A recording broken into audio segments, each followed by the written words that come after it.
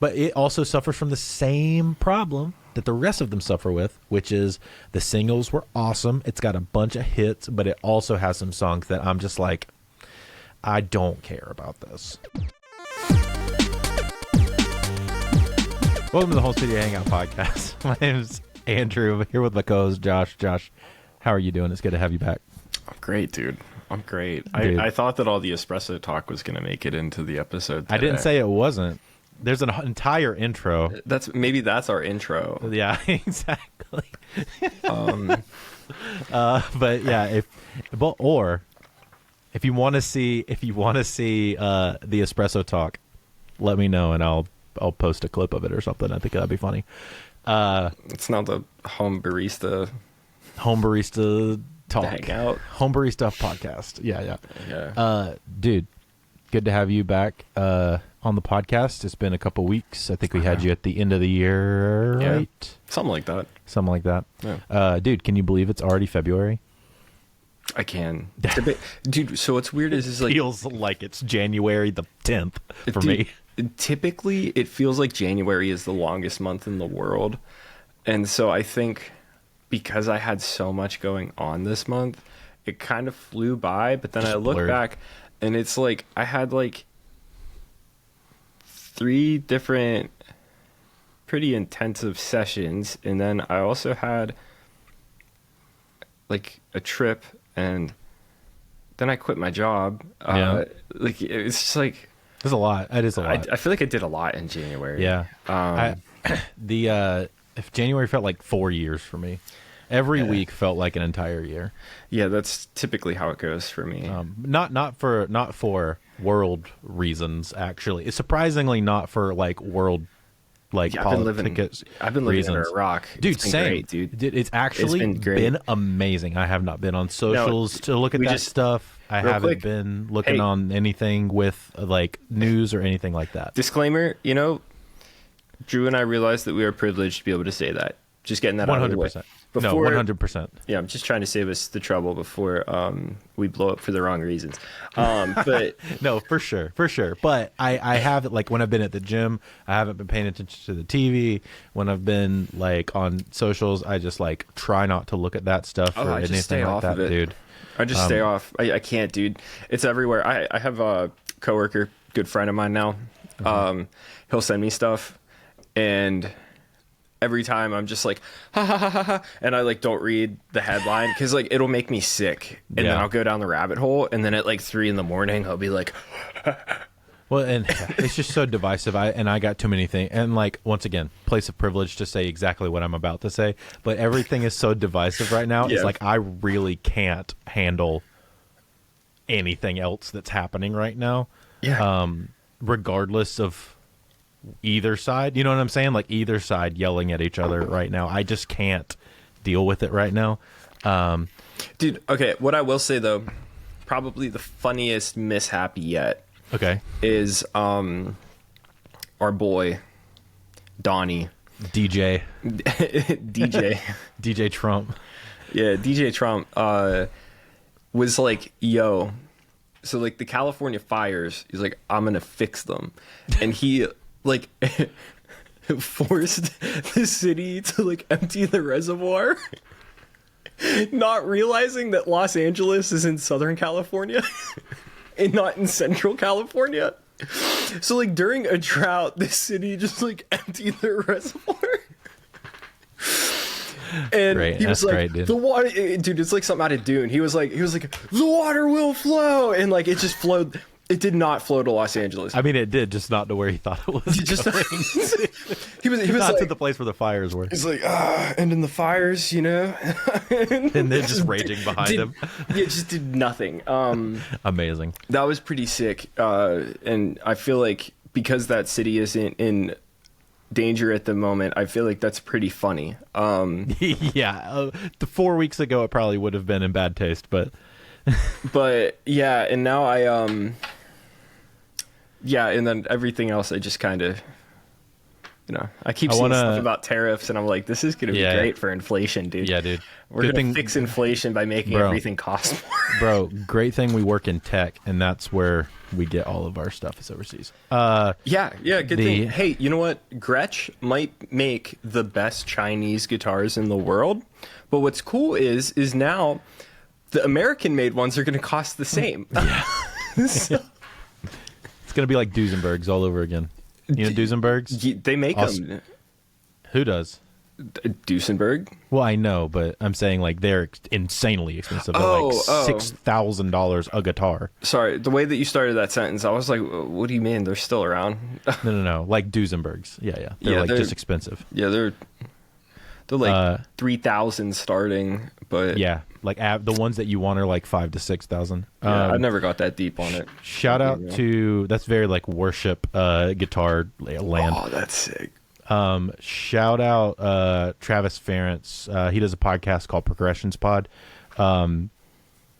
He mixer guy does another like similar podcast to us, and he had a I'm pretty sure he lost his house, I believe, and all that. Yeah, it's all of his entire house got taken, and all of his studio and like everything got taken. That sucks. So, yeah, but shout out to him. He's getting back to it. I saw him post an update. So I actually been wanting to get him on the podcast too, because he seems like a really cool guy, and he's doing a very similar thing to us, like having a lot of chats like this, which is pretty cool. We haven't done a podcast since the fires. Rory lost his house, and so like he like hopped into the Discord and was like, hey, just so you guys find out from someone who isn't me, like my house is gone. And we're like, oh my god, that's awful, and yeah, his room is gone. That's so sad. No, studio stands. It does. Yeah, that was Bob Clearmountain who lost both. Oh, that's okay. Yeah, which also sucks. That's golly, yeah, that's terrible. I mean, obviously, but like stuff is replaceable. You know what I mean? Right, and that's kind of what I said. I was like, honestly, dude, like knowing you, this is like the worst thing that can happen to most people, but you're gonna figure out a way to handle it with grace. And his very next message was, anyway, guys, looks like I'm going to the Grammys wearing sweats, and that was probably the hardest thing that I've ever seen. It actually made me tear up a little bit. I'm not gonna lie, dude. What a move. What a move. And I asked him for a fit check. He didn't provide one, but I did see through other sources that he did not go to the Grammys wearing sweatpants. Sweats. So. Nice. Yeah, that was crazy. Somebody's looking out for our boy. I know. Speaking of fires, Josh had a little scare, and I think I wanted to start the podcast with this. I did. No, actually, I left out a critical piece of this. Okay, so you can tell me the story as what you're telling everybody. Yeah, the story. So for the listeners, the other night, sitting downstairs, hanging out, all of a sudden, fire truck flies into my neighborhood, and I live in townhomes, so I'm like, which building is it pulling up to? Yeah, yeah. Pulls up to my building. Oh god. All right, I see people walking. Like, I'm like, oh my god. So I packed up the studio so fast, like literally, like it was probably 3 minutes. Madeline had all of our documents and important stuff that we need to survive. I had my laptop, my hard drives, like all that packed up. 3 minutes. I walked out, and a bag packed of some spare clothes with some extra underwear in it. And I walked downstairs with my backpack, my little duffel bag, and my very first guitar, and I was like, all right, I'm ready to go. And we just sat there watching, and then we realized that there was an ambulance behind the fire truck, and they were responding to a medical emergency. So, but way they to all make get it called. about me. But they all get called. Yeah, that's how that works. I didn't know that firefighters are always like the first. They're generally the first to respond because they have to be. Because like, even if it is a medical emergency and it's on fire, like the ambulance isn't going to be a lot of help. That's a good point. Or like if people are trapped or whatever, exactly. Like EMT isn't going to be kicking down the door. Exactly. They don't have the. They shouldn't tools. have to. Well, they don't have the tools to like properly extract people from like car wrecks or fire stuff or anything like that. So that's why they're they're first to respond. Yeah. So someone's medical emergency. It's got me. Josh's predicament got me thinking. Josh's predicament got me thinking about what would be the first things that we grab if we had, emergency situation, like what are we grabbing? So Josh, you kind of said yours, right? Like hard drives. Yeah, you're on a laptop, right? Yeah. So I grabbed my laptop, my work drives. Left my audio interface. I want a new one. All of my stuff is at the other studio. If I'm being real, it would have been a lot harder to decide which guitar to grab. Ideally, I would have just set them outside and ran back in, like if my unit wasn't on fire. But I literally just grabbed my laptop, work drives. I think I forgot my laptop charger, but that's fine. You can buy another one. And made sure I had like birth certificate, social security card. Oh, sure. Studio wise, I think I'm more so mean, but yeah. Yeah. Obviously, like important items first. Yeah, that's it. And then I just brought look home around at my spot. my first guitar, so that's like, dude, light blue Strat. Yeah, with the Guitar Hero sticker on the back. Let's go, dude. Yeah, my dad built this for me before I was even born. That's so sick. Yeah, it's cool. So dude, that's cute. I'm gonna redo it. Replace all the hardware and electronics and pickups. And so, I just brought this home, and then like that pulled up, and I was like, no, like this is why it sat at my parents' house for so long. For sure. I'm trying to think, what would I grab? So computer, because I don't have a laptop, so like it would be computer, hard drive. I have another interface at the other studio, so I don't care about that. Speakers I don't care about. I would want to grab my Avalon, but there's no way I would had time to rip it out of this rack. No. There's no way. So that would just be a loss. That'd probably honestly be it. Maybe like a guitar. Maybe my telly. I'd probably grab my telly. It like really kind of puts it into perspective, like what you need to make records, Yeah. Like what's like actually valuable, and it's like it turns out that it's the songs on the hard drive that are more valuable than anything else. Yeah. This is a great thing to talk about though, because I recently just found out that your homeowners and renters insurance does not cover your music gear. It doesn't. You have to have separate. You have to have separate insurance for your studio equipment. Yeah. Well, that was another reason why I like panicked so hard, is because like I just learned that, and then I was like, no, I didn't get it yet. I feel like, and maybe we talked about this with. I feel like we may have talked about this when we talked about finances with.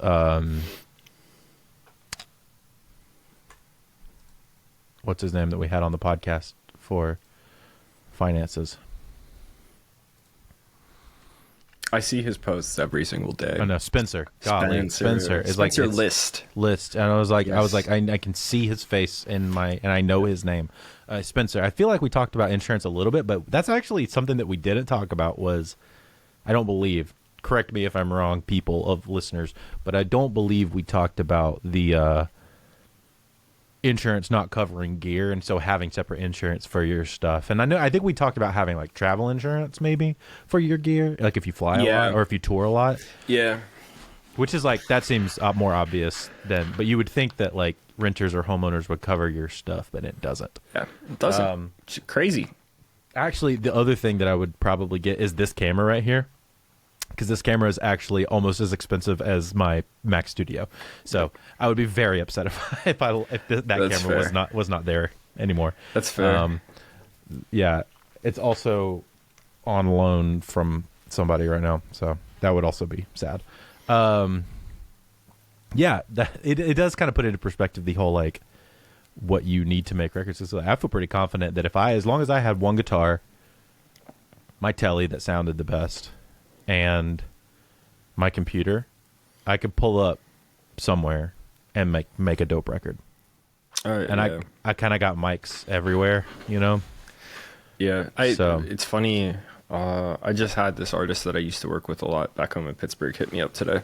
He was like, "Hey, like I'm getting back into it, and like, what are your recommendations for like fun production plugins?" And I was like, honestly, dude, I use like Waves and Serum and like stock plugins, and I was like, I'm sorry.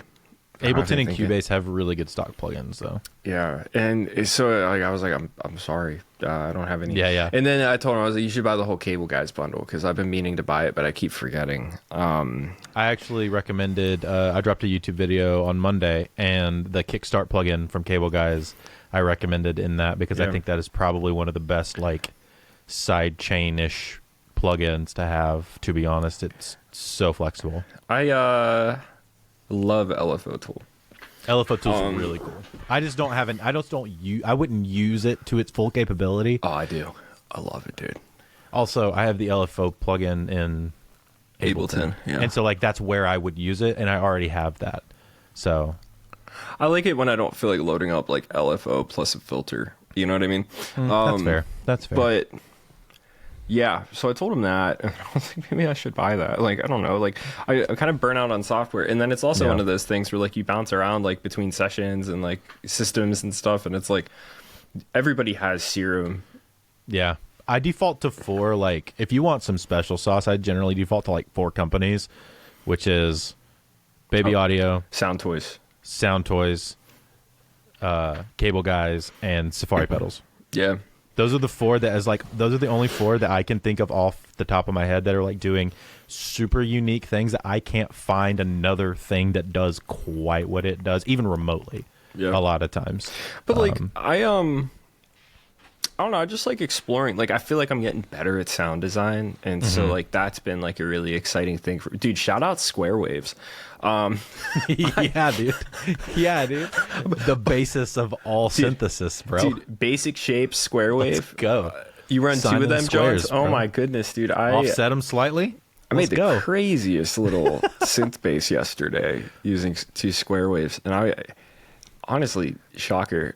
Dude, in like lo-fi music, one of the cleanest synth basses you can use for a sub is literally just a sine wave with like a little bit of fluctuation on it, like a little chorus and drive on it. It's like so nice. Yeah, I've been dabbling, dude. And fun production plugin, Serum Effects on vocals.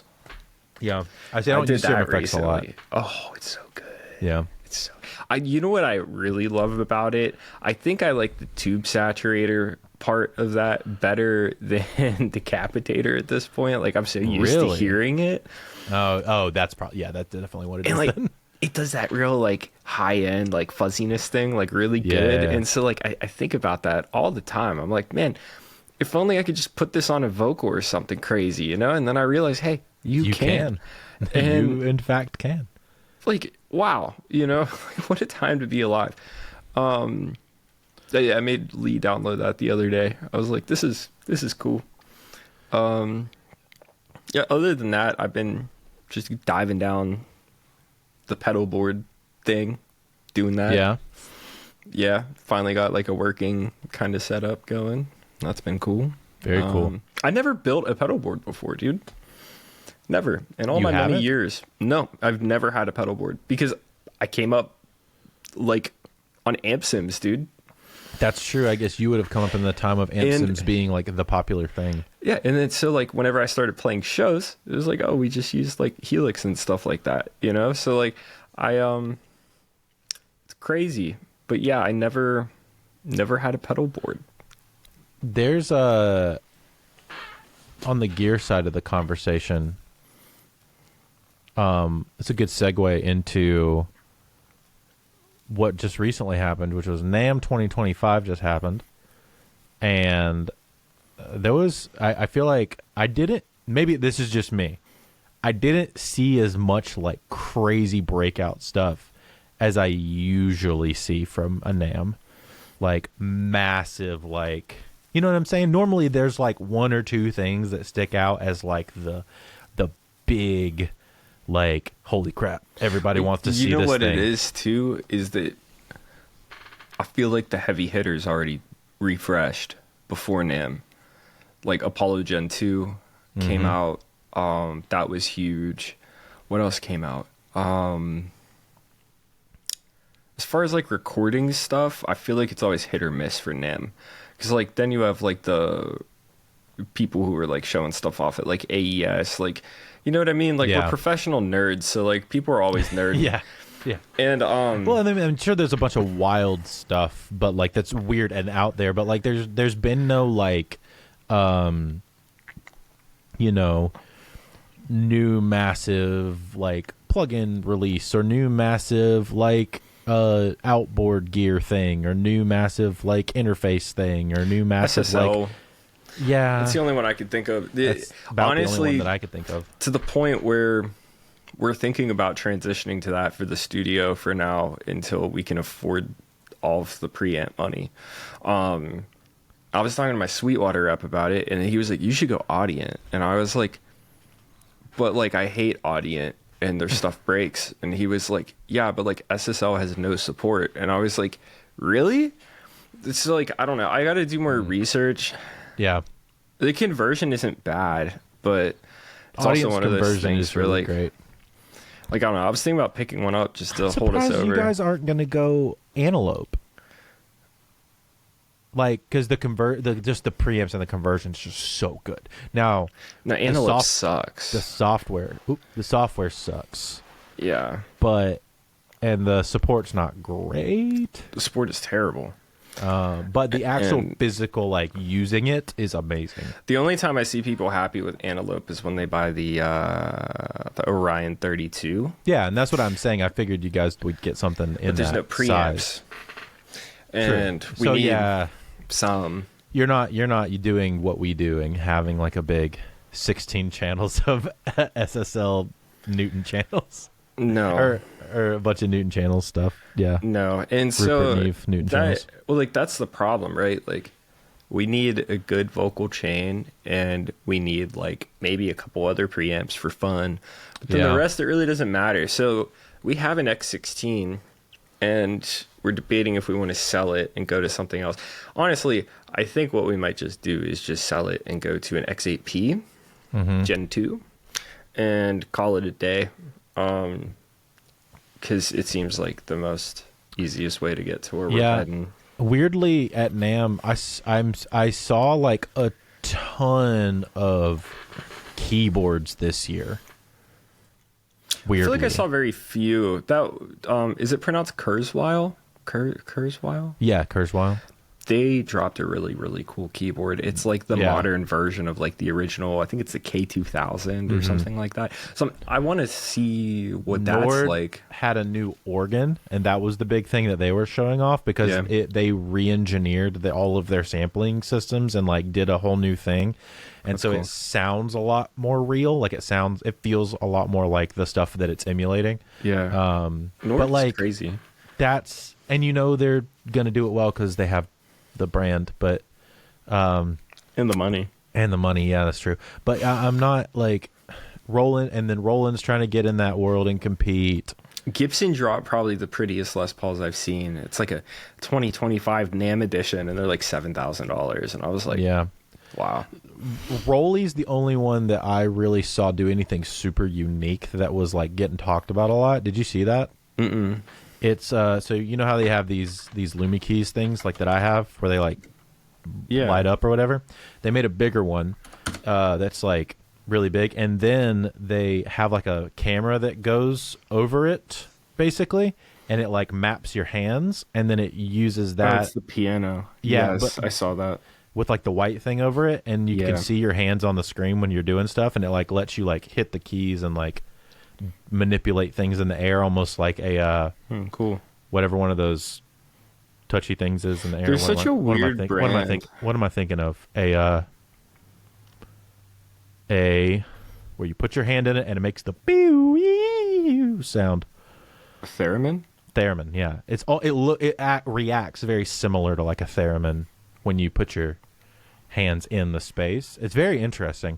Once again, don't know how like usable that is in like a context of like real life studios stuff, but where this is priced, this makes sense for people who are starting, because that essentially that's competing with like the Roland, is it the FP10 and the Casio CDP 110? I think they are. I could be wrong on those numbers. but like they're in that $450 range. But then that Airwave prices it out to like $850. Yeah, it's on sale for $730 right now. But it's a strange product. It's that's what I'm saying. It's like kind of unique, and like I don't know who's that for. You know what I'm saying? Like who? Beginners. Well, or like I'm like, are sound design people going to use that? Are Probably people doing not. like soundscapes or scoring or anything like that going to need to use anything like that? No, because they already have like what is it, like the osmosis or what's it called? Yeah. And then they have the Seaboard. So, Yeah. That's kind of like the Seaboard does a lot of heavy lifting. Yeah. And it's a little more intuitive because it's all still hands-on. So it's like I don't know. I don't see that being a big thing. Yeah, like I said, it was like weirdly disappointed. Yeah. 'Cause- Polyverse dropped Filterverse. This looks crazy. Kind of looks like Shaperbox, if I'm being real. I don't care anymore. Yeah, Behringer announced the DX1 emulation. I mean, a clone. Yeah, but Which I it's thought like, was pretty cool. it's cool. It's cool, but that we already knew about that, didn't we? We already knew about that, though, didn't we? Not the DX1.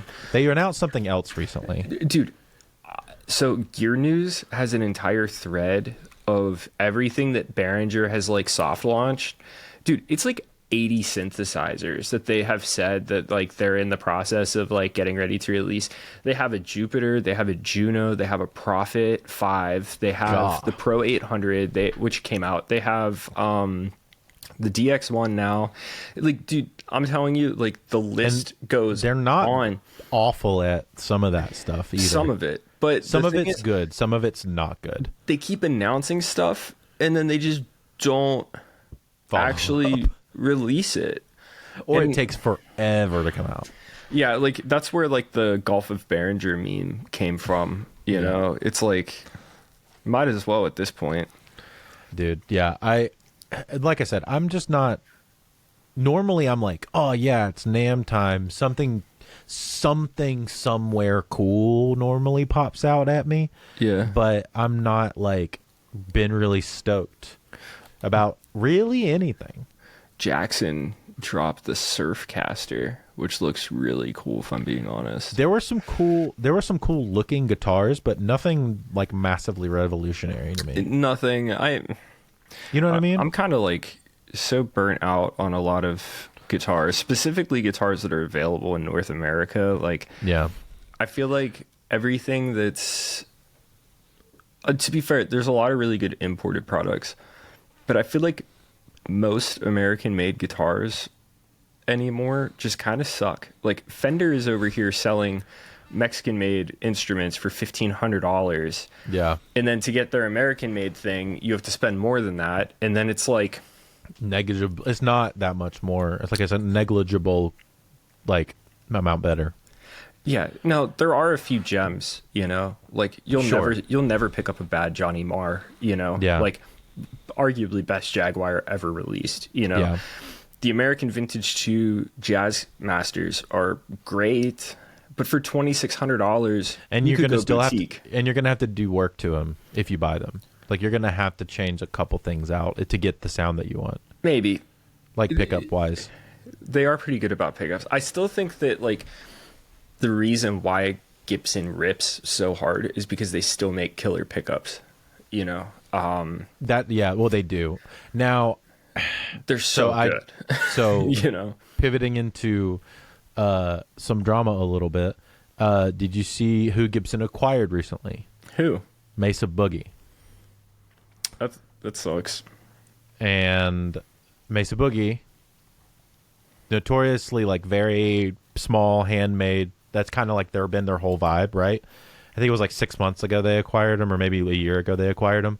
And then 6 months ago ish, they fired the dude from Mesa Boogie that was like the head of Mesa Boogie, Oh, so it's like UA acquiring Bach. and then just axing the dude who started the whole thing and made them what they are. And they there was a little bit of drama with Fluff getting axed as one of their content people too. which kind of sucks. Oh, dude, my dad texted me the other day about Marshall being bought by a Chinese company. Yeah. And I was like, no, that's not true. Like, they were just bought, and like it's like this whole thing, like they're still being made in the UK, and that's false. They were purchased by a Chinese company. I was very wrong. I think we're about to see a lot of bad amplifier stuff. The shift of bad. You remember Didn't Moog do the same thing? Mm-hmm. So I think we're about to see. I don't know if you remember the guitar explosion when all of the companies started getting bought up or like acquiring other small companies, like when Fender and Gibson started acquiring like other tiny guitar companies, and then they started just pushing out a lot of really crappy stuff just to get guitars on shelves because there was some boom happening, or they were trying to manufacture some boom that was happening. And then it feels like that's about to happen again just with amplifiers. Like they're about to be a lot of really crappy amplifiers from these really legacy companies. Well, like, let me know anybody who was able to buy a new Marshall amp in the past year. Like, they're impossible to get to begin with. No way. Yeah. So, like, and then I was so excited too. Now I'm really not, but it depends. It depends on a few things, like if these amps are point to point and stuff like that. Yeah. But like, they just dropped a 1959 Super Lead and a JCM 800 that are both modified, and I would love to have a 59 Super Lead that's modified. 800 is like, that is the sound of 2000s post-hardcore. Yeah, dude. And so it's like, those would be sick. They're like $3,600, which is like right in line with like Friedman and stuff like that. But say if they aren't handmade, say if they aren't made where they're supposed to be made and all that, I don't know if I would trust it, dude. Because like quality at the end of the day, okay, if you buy a tube amp, it's going to break, you know? Yeah. But if you buy a new tube amp, you should have somewhat like some sort of support from the manufacturer, right? Ideally. Here's the deal. If you buy a Friedman amplifier and something goes wrong and you email them, their support team, there's a very high chance that, I think his name's Dave Friedman. Oh yeah, the guy that started the company. Yeah. The guy who started the company will personally email you back and help you troubleshoot. Yeah. You know what I mean? And that's so crazy. It kind of goes back to what I was saying about the Jazzmaster thing. It's like, in my opinion, it's like we're gonna go Japanese, or like we're gonna go boutique, because like I can't imagine spending $2,600 on a guitar where like the QC tolerances are so high. You know, it's like, like I just don't think that that's cool. You know, like, and honestly, like as far as like expensive production guitars go, like you'll never get a bad Paul Reed Smith, and like Gibson is way better than they used to be, you know? Mm-hmm. And honestly, like Gibson is even kind of difficult because Heritage exists. All right. Yeah, I'm a little bit skeptical about the future of the amp industry a little bit. And on top of that, like they're already struggling against companies like Neural DSP who are doing like these incredible captures of these like digital amplifier stuff, and like Fractal and all, and the Helix, and like all of these companies, Line 6 I guess technically, and like that's already definitely eating into their profit for sure, and like if they start pushing out bad low priced amps in order to just try to flood a market, like it's gonna not be a good look. No, it's not. And another thing is once again, like why would I spend $3,600 on a Marshall that may or may not suck? It's gonna take me a year to get, whenever like I could go to a mom and pop shop and pick up a Friedman. Yeah. No, and it's going to sound incredible, and you're going to have much better. That's what I'm saying. You're going to have like your options are going to be either you go like something like Friedman that's still smaller. If you really want an amp, you're going to want to go like Friedman or Benson. Yeah, those are really good examples. Two Rock. The other one that they use, the really clean one that everyone uses, Dr. Z's. Yeah, I don't know if they're still made. I know that Matchless are no longer made. I know that one's sad. That was very sad. That's like one of my favorite clean guitar amps, and like tiny breakup amps is so good. Dr. Z's are really nice. We have one at the studio, and it's divided by 13. Like you're gonna get boutique amps like that, you're not going to go spend all of that money to get. You're probably not going to go spend that money to get a Marshall or a Mesa, unless you're doing something like highly specific. And even then, you can kind of find an amp to do with something similar, or you're going to find a capture that's going to be just as good for like negligible of the amount of price. Dude, did you see the Gibson Falcon drama? I did not. You know how they dropped that little amp? And it's honestly sick. It sounds cool. Yeah. So they kind of marketed it like this was like a boutique amplifier from Gibson. Bro, it's literally like a circuit board. Oh, like, dude, it's like $1,500. Holy crap. It's an amp on a chip. Like, it's... like, the marketing for it was like, yeah, dude, like, handmade in the USA. It's like, yeah, dude, you plugged a ribbon cable in the USA and sold it for $1,500. Like, I would rather buy a cheap Supro. You know what I mean? Like, yeah, I think it has a tube in it, but like, I think that's just a preamp tube. Maybe. Yeah, like, don't get me wrong. It's not the fact that like that means that it sounds bad or it doesn't work. No, it's the fact that it's not serviceable. The fact that it's not serviceable and the fact that they're trying to pawn it off as like this boutique made in USA boutique thing. That's kind of stupid. And so that was a fun one that popped up. Like all of these big brands are just kind of because they can't do it. You know, they can't do it to scale. No. And so like I think that where they're messing up is they aren't making it more exclusive. You know what I mean? Like you need to have like kind of like how limited runs, dude, like streetwear brands. Yeah. So like you have Gibson, then you have Gibson Custom, then Gibson Custom makes like Murphy Labs. Yeah. Okay. And like, sure, there's a lot of those out there, but it's like, if you want a guitar that feels like an old Gibson and you don't want to buy an old Gibson because they're $20,000 and they're riddled with issues, you could get a Murphy Lab for $8,000. So, you know, average person is going to look at that and be like, whoa, that's ridiculous. They're trying to sell guitars for $8,000. But it's like, they know the market for it because there are people out there who are collectors, who are successful musicians and producers who have dreamt of owning those guitars. And then they look at it and they're like, well, I don't want to spend $20,000 on this and then like have to take it to the tech each week, or like, you know, like how many of them had issues, or like what if there's a fake, or like, you know what I mean?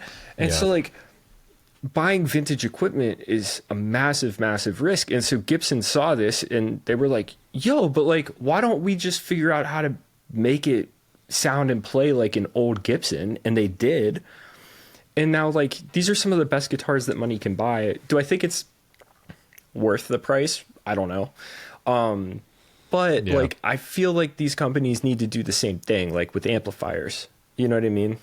And it's just like limited runs, aim at the high end, very much aimed towards like the professional touring person or the professional studio person, or the large format studio that needs like 7 or 8 different heads to swap between because they have so many different genres coming in. Gibson could easily sell a point-to-point amp for like $5,000 and people would buy it. 100%. You know what I mean? Like that's possible. And so like I don't understand why they aren't doing it. Like it doesn't make sense. Fender is probably like, I don't know. I feel like a lot of people like talk about how bad Marshall is, you know, in the 21st century, but like Fender is just as bad, dude. Like they have like those what do they call them? God bless you. Thank you. Fender Twin. So they did this whole line. The amps are super cheap. Yeah, it's the Tone Master. So the idea is that they're solid state amps, but they have a ton of headroom. And so they're lighter. So it's like, oh, if you're a gigging musician, here's this thing. You could buy a Twin for $1,200. It'll sound like a Twin. You could carry it around. Dude, the amps blow up on these things constantly. Oh, yeah, dude. I've seen these. They just blow up. And then Fender's like, sorry. So, and then they have the 68 reissues, the Silverface reissues. Yeah, they got the 59 Bassman, too. Those have a ton of problems with them. The 65 reissues are fine. And then you have like the boutique stuff. that's like $3,000 plus, and it's like for that price, like their Chris Stapleton Princeton, which is like the best Princeton that they make right now, is $2,600. For a little bit less money, you could get a Magnetone Varsity. Is it the Varsity? I think it is. We have the power. Magnetone Varsity. Yeah, 2,700. Yeah. So it's like, just go get that. Yeah. You know what I mean? It's handmade. It sounds absolutely unreal. It's going to scratch the itch of a Princeton. And if it breaks in 10 years, any amp tech can fix it because it's made how tube amps were always made, you know? And I'm not saying that the Princeton isn't, you know, it obviously is at that price point. But it's like, I don't know. I just think that makes more sense if you're in a position of like searching for sounds with high-end gear.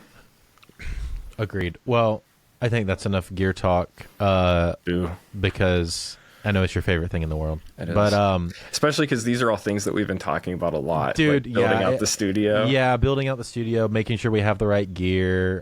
Because I've been working in the large format space at 101. It's like me and Brad are talking about this kind of stuff all the time. He had a problem with getting his Dr. Z fixed the other week because they stopped making certain parts. That's great. I love it. Yeah. It's always such a headache, dude. And like repairs in general on gear is a nightmare. Oh yeah. And like that will determine who I buy from more than anything else. And did you have one more thing you wanted to mention about it? Yes. Dude, you know those little miniature 6505s that are like $600? Oh yeah, the 6505 plus things. Yeah. Yeah, it's the MH. Yeah. And so Lee found one on Marketplace for super cheap, so he picked it up. It has a 1 watt mode. This thing sounds unreal.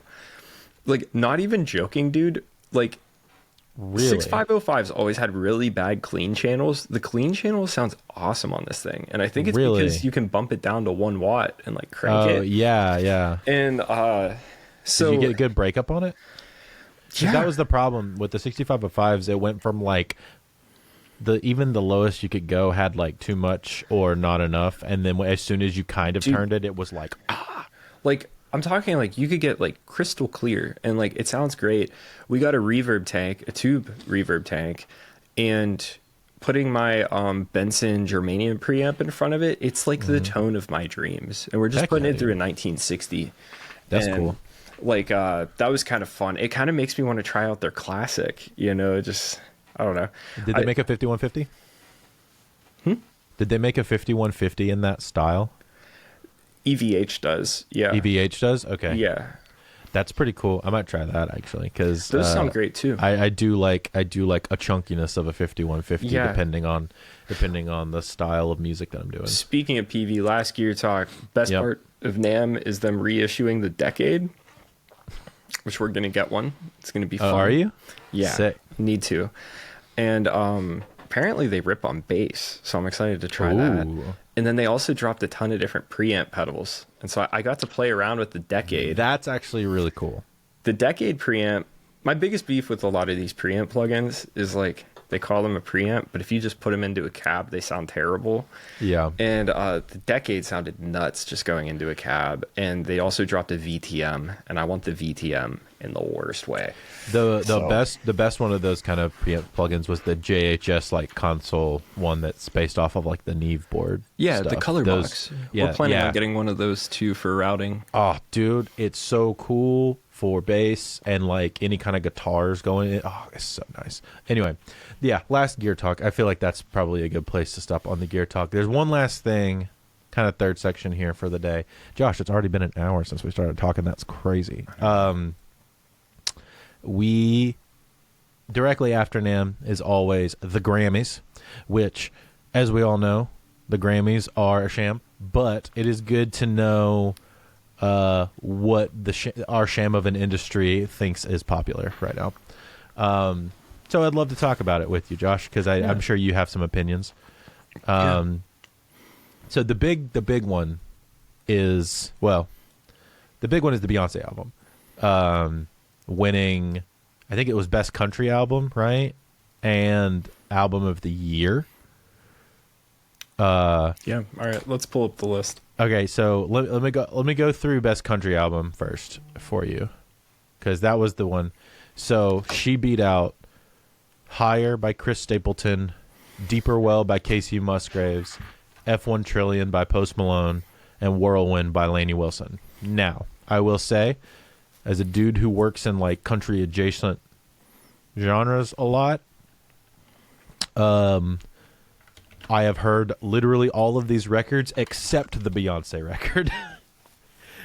I did not listen to that record.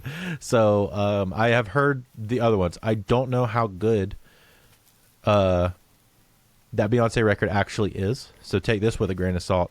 That Casey Musgrave record is, I don't know. I don't understand how it beat out that Casey Musgrave record. That was what I was going to say. Cowboy Carter isn't bad. Like, it's cool what they did. You know, it's different. Did Post Malone do it better? Post Malone did it. Okay, so Beyonce's album was Beyonce doing country music. Post Malone's album was Post Malone singing the type of country songs that he grew up on. Yes. You know, they're old like 2000s and 90s country. Yeah. The only one that kind of even feels like it might be pop country is I Had Some Help. I Had Some Help. Yeah. And even then, it's still very much just your run of the mill. Pretty 2005, like, you know, pop country radio. And I don't think he was expecting to win. He's just up there because he's Post Malone. And the record was mixed very weird. I like the songs a lot, though. I enjoy the mixes on that record. My biggest beef with it is his voice sounds way different because, you know, it's like the super hi-fi C800 and everybody else is using like 251s and 47s. Yeah. And so like the mixing between the voices sounds weird to me. Yeah. But, I mean, and some of the low end decisions are a little wonky for me, but I really do like it. I do really like it a lot as a record. Like Mexico is a great song. Oh, like God, just these super classic, you know, like I think it's cool. The Hank Williams Jr. song that he did is such a banger, dude. Yeah, like I think it's cool that he did it as like a nod to country. Yeah, music. and that's how I viewed it. Is like, oh, this is something that he grew up listening. He's from Texas, you know. He grew up listening to this stuff with his family. He's like, I have the platform to do whatever the heck I want to now. I'm just going to make the country album that I've always wanted to make. It's cool. I don't think it deserved to win. No. You know? But the Casey Musgraves record, however. Yeah. I do love that record. I did not listen to the Chris Stapleton album. I'm sure it's phenomenal. It's really good. But it didn't have like, to me, it didn't have like the bangers that you expect to have from a record that's going to win like a best country. Yeah, which I mean, I feel like that's not his thing. Like, no. I feel like he doesn't care about that. Like, he doesn't. He's not writing for that. He's not. Dude's writing just here for to that. make you cry. You know what I mean? Like, he's insane. So if we're looking at it, deserves to win. If we're looking at it from that perspective, the only two that, in my opinion, we're actually gunning for this kind of thing is Lainey Wilson and Casey Musgraves, and that Lainey Wilson record is also really good. Oh yeah, I didn't listen to that one either. It's really, dude, you would love that record. Actually, the writing on it is really, really good. There's some really good. Obviously, there's great production on it too. I love like good pop country production is like always interesting to dissect from like a producer standpoint because they do such interesting things. Yeah. With so little also. That's the other thing. It's like it's so minimal. Same for the Casey Musgraves record. The songwriting's really, really great in that record. The production's really cool because it's super minimal. There was a song on there that I listened to for like 3 hours straight on accident one time. Yeah, I'll have to check it out. Would highly recommend. But I just don't. I mean, did she win because she's Beyonce? Maybe. It's like I said, I don't have an opinion.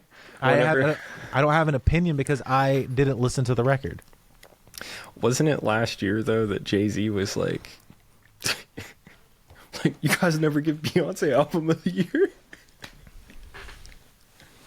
Literally did. And then the next year she wins album of the year. I don't know, dude. I don't. See, guys, like I just don't care. The cool one for me. Well, and so staying on that topic.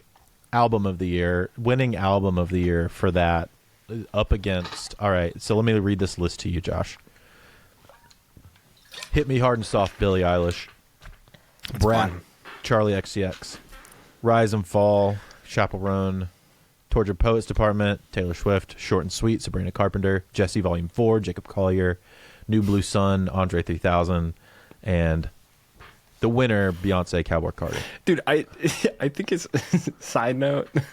I think it's absolutely hilarious that Album of the Year included Jacob Collier. Yeah. And Andre 3000, because like Andre was like, "Hey guys, I'm just doing a record. I'm back," and then like every single one of his fans that was like so excited was like, "Why is he playing like a recorder?" Yeah, he's like, do, do, do. You know, like it's just like, what are we doing? But I respect it. If I was old and rich, I too would do some weird experimental thing and drop it. Whatever you want, bro. Dude, it's the Post Malone thing, right? I'm gonna just do it. I respect it. I respect it, and I think it's also sick that his team was able to get him up there. Oh yeah, Jacob Collier. It's okay. I'm not a fan personally. I don't really like it. It's definitely that guy's like, my sleep paralysis demon. It's definitely music for like hyper music people, like music snobs. This for but it's just not my thing. You know what I mean? And I get it. I think it's cool. Whatever. I like it. I like the song he did with Tori Kelly. That's probably the only one on there that I like thought was really, really good. As for the other ones, Tortured Poets Department was pretty good. I feel like it was too long. It was so much filler for a record that's gunning for this kind of status, and honestly for her kind of records. I expect them to be cleaner from front to back. You know? Yeah, I mean, I don't know. It's fine. Short and sweet. It's also fine. It's fine. It has the same. It suffers from the same problem though. Like the hits are hits, and like the not hits are B-sides. Yeah. There's, I don't know. It's a good album. I actually feel like all of these suffer from that same exact problem. Actually, now that I'm looking at it that way. Besides Chappell Roan. Besides Chappell Roan. Besides Chappell Roan. Chappell Roan should have swept, if I'm being honest. Yeah. Because like, everything is highly considered in those albums, you know, and like, yeah, I'm not saying that the other people aren't obsessing over everything, but like Good Luck Babe, like it took like a year and a half just to finish that song, you know, like, yeah. And I don't know.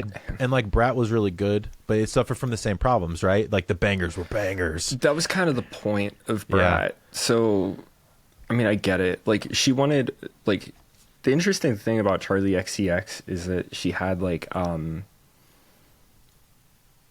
what's that album called? The one that she's laying on the bed. Yeah, the one that like sent me down the Ableton rabbit hole. It's called isn't it How I'm Feeling Now? Yeah, it's How I'm Feeling Now. Yeah. So, you know, like she had like the whole PC music thing. How I'm Feeling Now was like insane. That like album like ruined my life. And then she went like super like, I don't even know what to say, like, or how to describe it, but like the album after that was very like, it was way more commercial, and like she got like a little bit of success with that, but I think that she understood that like she was pushing away like some of her other fans, you know. And then like Brat was just total 180, just like doubled down on the messiness of How I'm Feeling Now, and I respect that so much. No, yeah. Well, it's she had a success on a thing, and then this is actually very important. Watching her do this is actually super important, and I haven't thought of it until you mentioned it right now. Success on a sound. Then try something new. Not so far that it alienated everyone, but far enough Crash was good. It was, you know? That's what I'm saying. Far enough, though, that it was still her trying a new boundary-pushing thing in her genre. Didn't really land, right?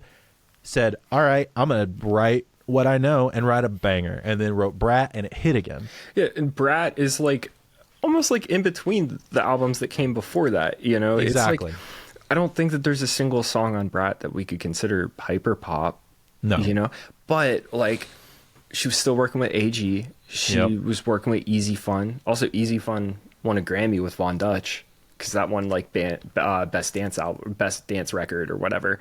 Yeah. And like the songs on that album are just unreal, dude. Yeah. And I think that it's so cool because it's very different too. And if we look at dance music, like a lot of it is kind of the same. I mean, that's kind of the point of dance music. Yeah. You know, we want things that are easily integrated into a set at a club. And so like I feel like the format of dance music makes change very difficult, which is why like Skrillex just like pops up every like 5 years and it's like, here's this, dude, I'm gonna change the world real fast. And he like goes back into his hole. I'm gonna shift the entire meta around EDM right now and then bye.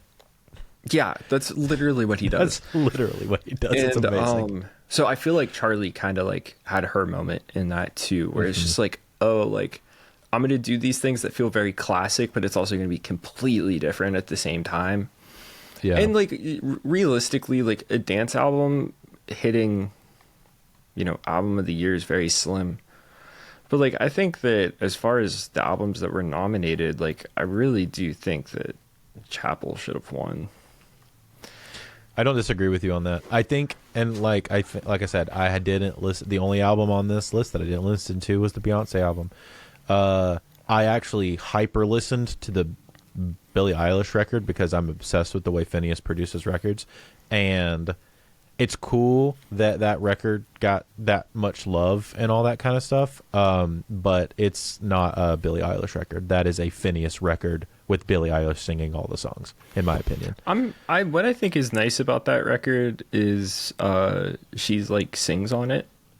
She actually belts, which is really impressive. Like, sorry, that sounded like really condescending. No. But like, you know what I mean? Understand. Like, I understand what you mean. Yeah, like, she's she not whisper like, singing. Yeah, yeah, like that's why she's a thing, is because like she sang differently than everybody. So like it was really cool to hear her and be like, oh yeah, she's like a really good vocalist. Yeah, she's like actually like, it all makes sense. She's like actually a good singer. You know, and like there's some good songs on there, but I think that. But it also suffers from the same problem that the rest of them suffer with, which is the singles were awesome. It's got a bunch of hits, but it also has some songs that I'm just like, I don't care about this. Like this is just, I just don't care. Like the production's either whack or the songwriting is a little bit off, or it's just not my thing. You know, it wasn't made for me for sure. And it's definitely like a B-side on a record, which is fine. But the fact that Chapel Roan's record had just like 10 out of 10 bangers, dude. Yeah, and she did it almost independent too. You know, like I think because she didn't get picked up until she never did get picked up fully. So what ended up happening is she got dropped while she was working with Dan on that album from Atlantic, and then they kept working. And dude, you should listen to his And the Writer Is episode about that because it's insane. Yeah, but he was like so happy that she got dropped because like they would like turn in songs and the label would come back and just be like, yeah, this is awful. And he's like, but it's not, because like this is super cool. And they're like really, really good. They're like, but it just sounds like David Bowie. And he's like, that's the point. Exactly. You know what I mean? And so it sounds like David Bowie, only one of the most iconic like pop artists ever. Yeah. Of course we're gonna go after that. You know, so like he was like, he like literally told her, he was like, if you have the opportunity to get out of this deal, not only should you do it, but whenever you do it, call me, you know? And so she ended up getting dropped. Yeah. And so they started working, and like he's sitting here and he's like, yeah, like these songs are like really, really good. Like, you got to get out there and like post on TikTok and stuff. So she did. And then like, you know, started gaining traction. And then like, after she started gaining traction, then he was like, oh, we should probably get you like real distribution. So then he went to Island and was like, hey, can we get a distro deal? That's all it is. And so got you. Yeah. I need to listen to that episode. I like Dan a lot. And technically, as a producer. I think he like opened up his own like subsidiary, like for like the funding side of it or something like that. That makes sense. But yeah, dude, like he literally just like took an L for like 3 years and like worked with her and like developed her. It's also really cool to see, like, I mean, this is just me. There's only 2 dudes on Album of the Year nom. Yeah, I think that's probably the coolest part about that's actually 2024. really sick. Actually, female pop music is like strong, bro. And when was the last time it was this strong? 2000s. Britney Spears, and Avril Lavigne kind of owning each spectrum of popular like rock and pop respectively. Yeah, that's kind of like the last time, really. Yeah, I mean, like 2010s, we had like Rihanna and like Katy Perry. Sure, but they didn't own it the way that they had other people kind of dwarfing them that were even bigger than them. And even in 2000s, if we want to talk about that era, you also had like the rise of Carrie Underwood in that exact same time frame, also owning country music. Yeah. And so it's been a while, and like it's been 20 years. I felt like a lot of the female artists that would come up, it just felt like very like put together. You know what I mean? Yeah. Olivia Rodrigo was the only one that felt like not, but it didn't Olivia and feel. Billie, they were like the two anomalies, which like kind of started the shift. You know? Yeah. And like, which is crazy that Dan did Olivia and Chapel, right? I listened to his episode about the Olivia stuff on And the Writer Is, and that was really, really interesting. I loved that. Yeah. I just like Dan, dude. I think Dan's really cool. He seems really cool. He seems really like a guy that's going to take a chance on the artist, obvious by the fact that both of the artists that have like done really, really well for him, like have been him taking a chance on an artist. Yeah. And like, I don't know. I think, well, he in that episode, he gets into how like he's very particular about who he works with. Like, sure, as he should be. He's like, if it makes sense, then like it makes sense. He's like, but I'm not going to sit here and just have like vanity sessions, you know, to be like, we wrote a song today and like the song sucks, you know, because I'm on a completely different wavelength than these people. And so like, I think that's like really cool. He seems very passionate about the art, and that's kind of like the cool thing though, right? Like, I feel like a lot of people look at pop music and they're like, oh, it's not art, you know, it's just a 1 5 6 4. And but I do feel like if you look at this collection of Album of the Year nominees, it's pretty art forward pop music. Absolutely, dude. Like that Andre 3000 record is out there, bro. Yeah, and Jacob Collier is the most avant-garde music, whether you like it or not. Is arguably the most avant-garde pop music that exists. And like even Short and Sweet, like, you know, I mean, Espresso was like very kind of, but like whatever. But like Please, Please, Please is crazy. Yeah, like, it's really good. He changed in the second verse. What? Who does that anymore, right? And like, I don't know, like, I'm a big fan of Short and Sweet. I think that there's a lot of cool stuff on that album. Yeah. It's definitely one of those things where like sometimes it doesn't really feel like they came into it being like, oh, we're going to make an album. But like, I think that's the important part about the nomination. It's like the two albums that feel like albums to me is you know, The Rise and Fall of the Midwest Princess and The Tortured Poets Department.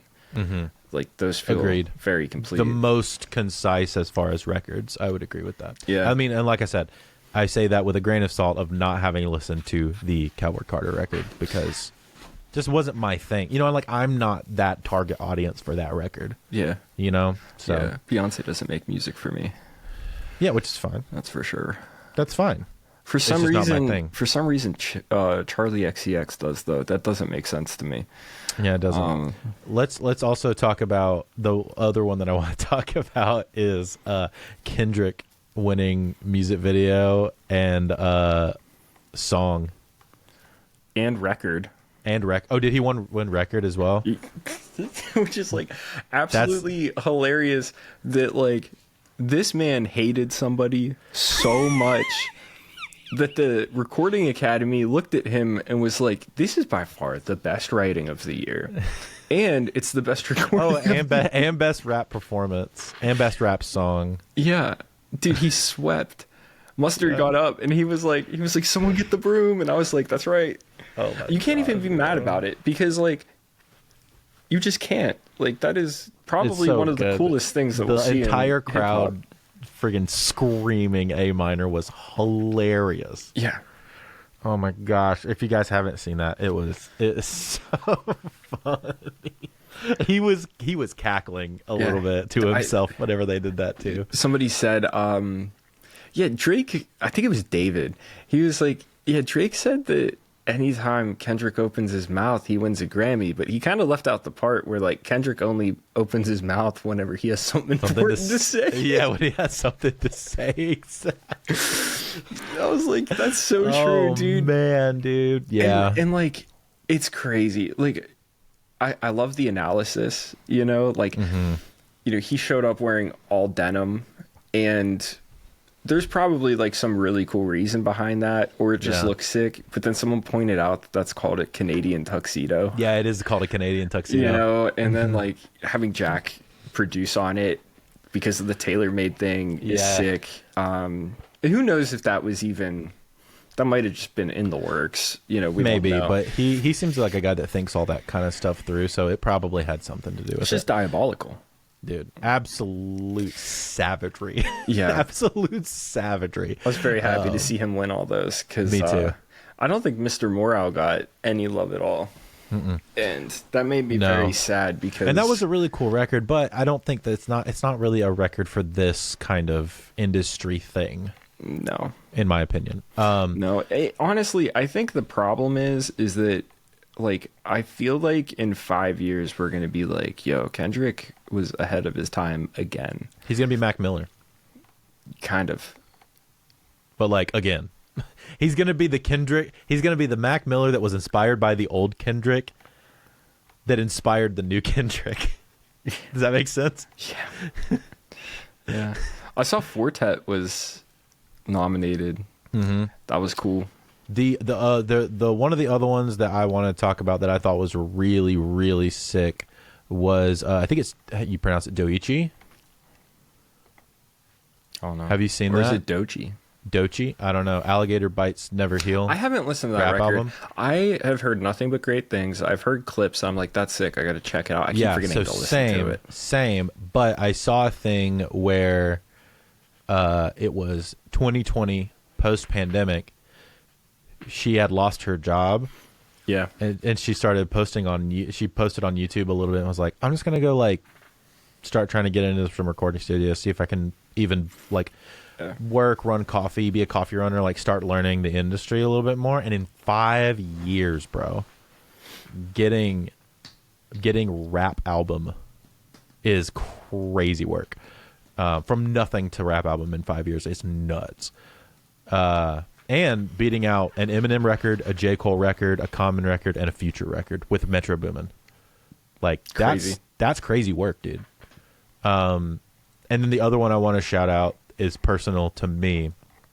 Gojira finally winning a Grammy, which was sick. They won Metal Performance, which is like... I saw that. It's cool. That's their first Grammy? I don't know if that's their first Grammy, actually. But... winning a Grammy in a long time.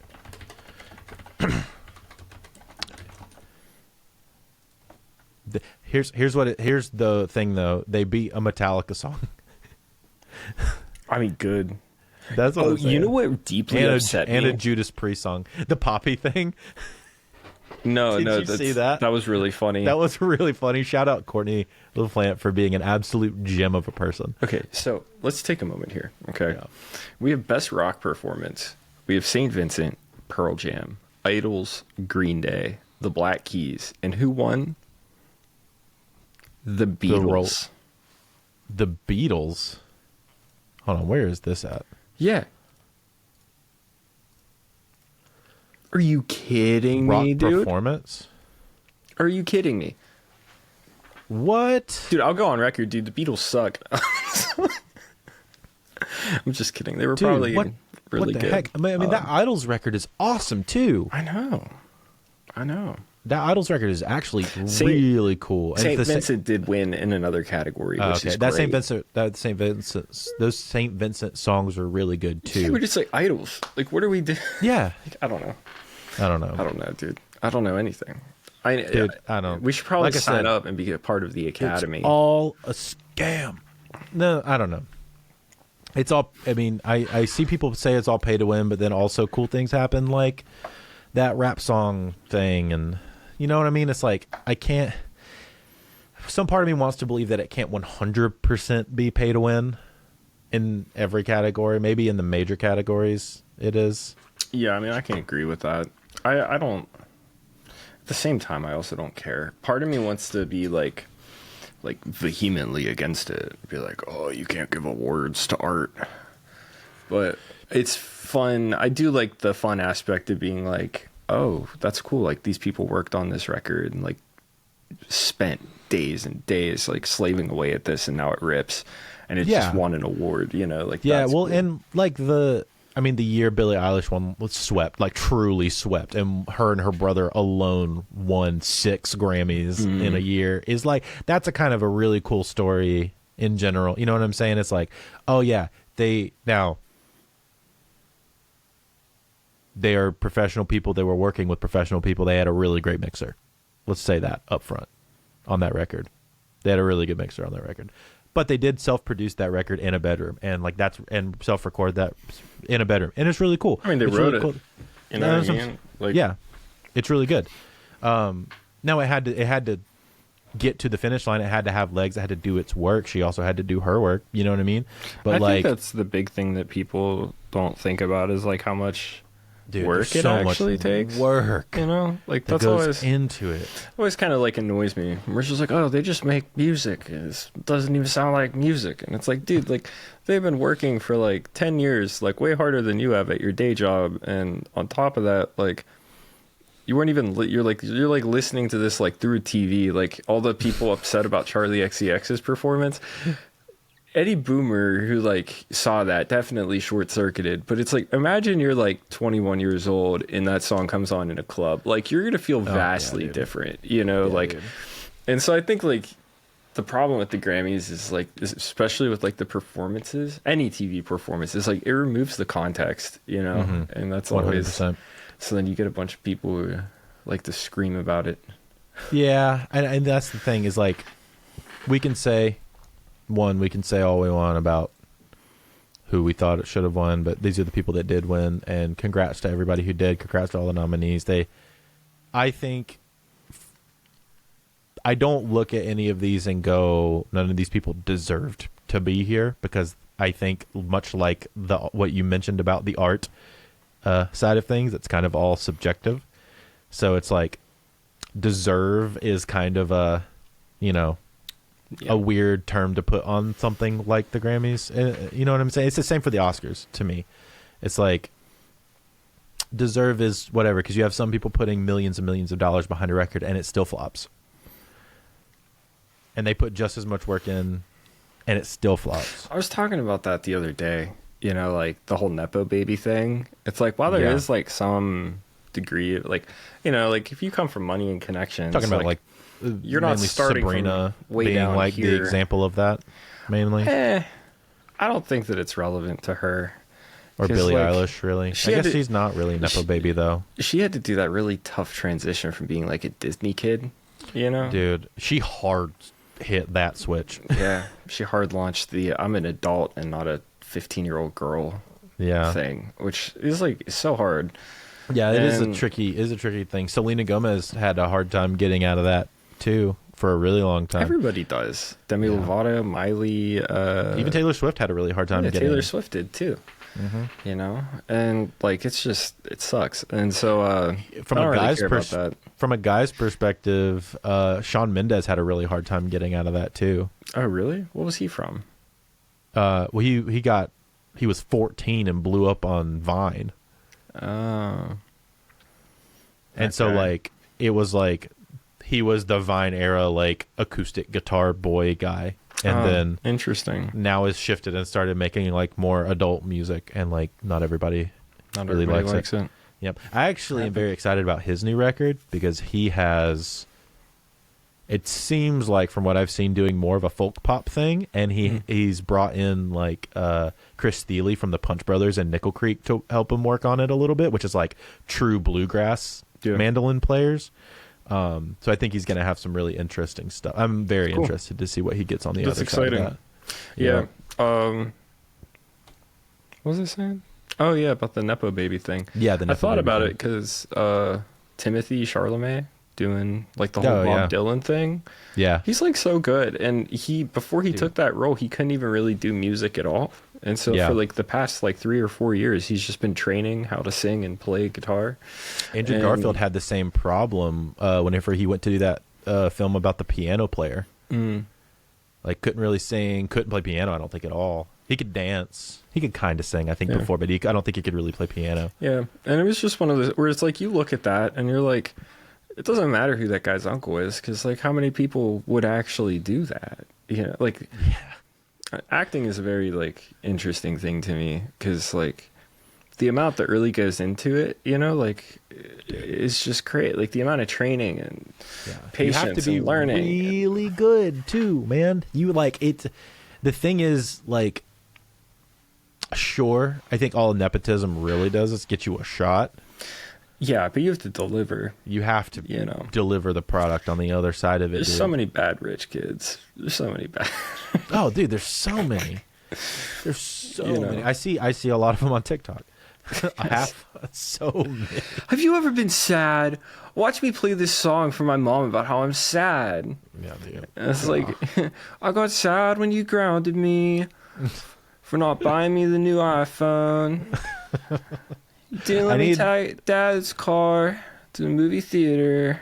I need you to write quintessential Nepo Baby song. I'm not doing Call it Nepo Baby. I'm not. Yeah. No, because then they'll be upset and they'll know who I am. And then you'll actually have success off of something. You'll do the me where you accidentally find success on something that you thought made totally as a joke. Yeah. Yeah, that's like my greatest fear, actually. I'm living your greatest fear, dude. You are. That scares me deeply. I think too much. I think too much. I mean, you know that. Yeah, like you'll like a clip will come out from the podcast. I'll be like, I'm sorry, dude, I'm not sharing that. It's making me anxious. Hey, bro, you said it, not me. Yeah. Hey, I speak the truth. Yeah. Well, I think that's a good place to call it. Josh, thanks for getting on and chatting with me. It's a nice little run through the current events of what's going on. It's fun. I'm excited to do this more often again. Now that I have time, and I like to talk about all the studio stuff because we're building a studio. I know, man. I'm very excited. And also, like, for us, Mike has actually been going down, like, kind of early. And so I can actually shoot a podcast at night. I like which the I know you love the at night podcasts. My brain's firing on all cylinders. It gives me an excuse to drink coffee at 8 o'clock at night so I don't go to bed until 3. Yeah. And, Now, guests, I don't know how much they're going to love that, but we'll see. I don't know. Maybe I think some LA people might like that.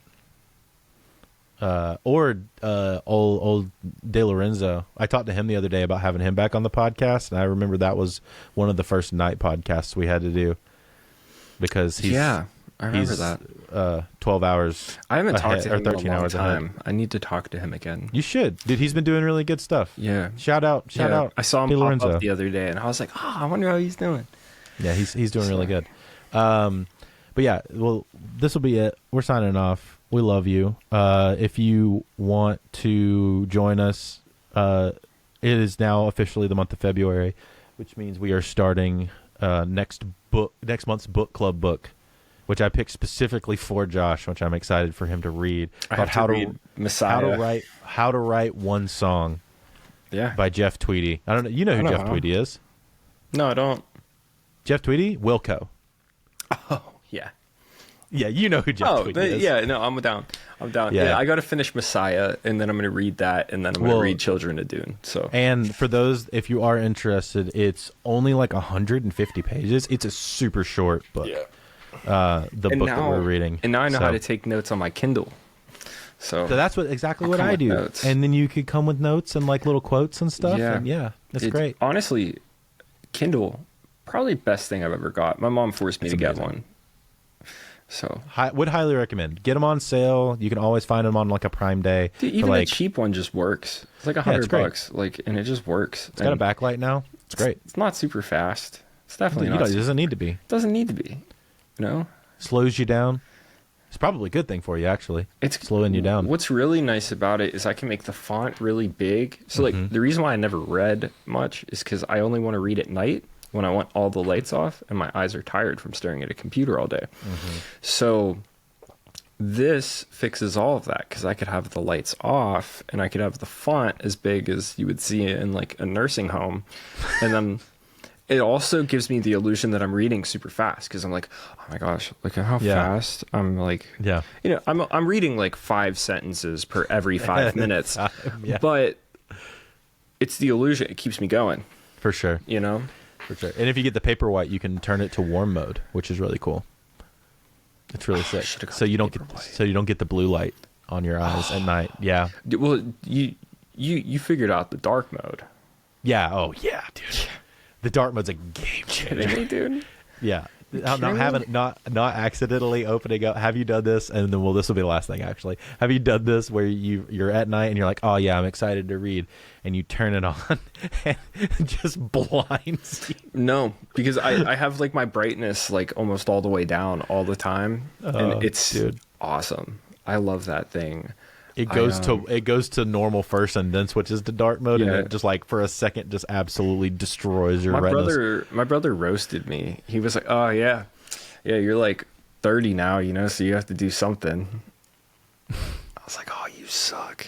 I mean, I've had a Kindle for like 7 or 8 years, but also I turned 30 when I was 20. Plus, keeps me off of social media. Back to the beginning of this conversation. It comes full circle. Yeah, dude. Well, hey, thanks for joining me. Listeners, thanks for listening. Thank you. I do believe, actually, Josh, that this is episode... Hold on. 140. Wow. We've done this 100... Well, not we. Not you, but... Not me. I have done this 140 times. I'm the part-time co-host. Yeah. What up? But thanks for listening to 140 episodes with us. We love you. Go to the Discord and let's read books together this month.